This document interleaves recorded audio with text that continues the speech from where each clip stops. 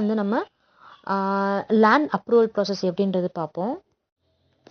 So இப்போ அடுத்து இந்த லேண்ட் அப்ரூவல் ப்ராசஸில் வந்து ஃபர்ஸ்ட் வந்து இப்போது அந்த டாக்குமெண்ட் வந்து ஆஃப்டர் 2016 வந்து நம்மளுக்கு வந்து வாங்கியிருந்தோன்னா அதுக்கு நம்மளுக்கு வந்து அப்ரூவல் வந்திருக்கும்.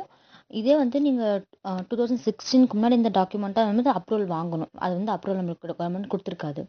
உங்கள் டிடிசிபி வந்து 2016க்கு அப்புறம் தான் கொண்டு வந்தாங்க. ஸோ அதை செக் பண்ணணும்.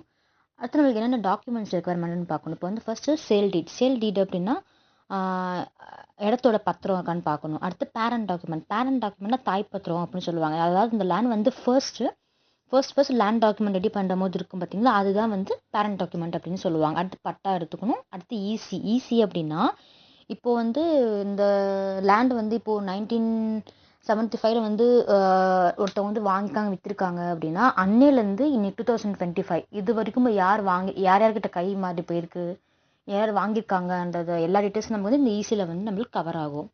அடுத்து நம்மளுக்கு ஆதார் கார்டு கம்பல்சரி நம்மளுக்கு தேவை. அடுத்து வந்து எஸ்பிஎஃப்டபிள்யூனா ஃப்ரேம் ஒர்க் நம்பர். இப்போ ஒரு லேண்ட் வாங்குறீங்க அப்படின்னா அதுக்கு ஒரு ஃப்ரேம் ஒர்க் நம்பர் இருக்கான்னு செக் பண்ணணும். இப்போ அந்த நம்பர் இருந்தால் தான் அப்ரூவல் நம்மளுக்கு கிடைக்கும். ஒருவேளை உங்களுக்கு அந்த எஸ்பிஎஃப்டபிள்யூ நம்பர் தெரியல அப்படின்னா நீங்கள் வந்து பஞ்சாயத்து ஆஃபீஸ்க்கு போய் அப்ரூவல் வாங்கணும். அங்கே போயிட்டு கேட்டிங்கனாவே உங்களுக்கு எஸ்பிஎஃப்டபிள்யூ நம்பர் வேணும்னு கேட்டிங்கனாலே அவங்க வந்து கொடுப்பாங்க. அடுத்து வந்து காஸ்ட்டுன்னு பார்த்தீங்கன்னா பஞ்சாயத்துக்கு வந்து 70 per ஸ்கொயர் மீட்டர் நம்மளுக்கு ஆகுது. முனிசிபாலிட்டினா 240 ஸ்கொயர் மீட்டர் ஆகுது. கார்பரேஷன்னா 650 ஸ்கொயர் மீட்டர். இது வந்து நம்மளுக்கு வந்து வேரி ஆகும். லைக் அதே காஸ்ட் நம்மளுக்கு இருக்காது, டிஃபர் ஆகிட்டே இருக்கும்.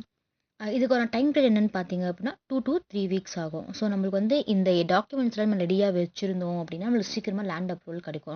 நம்மளுக்கு இது எதுவுமே நம்மளுக்கு ரெடி ஆகலை அப்படின்னா 1 or 2 months நம்மளுக்கு டிலே ஆகும். அது இல்லாமல் காஸ்ட் நம்மளுக்கு வந்து கொஞ்சம் அதிகமாக இருக்கிற மாதிரி இருக்கும்.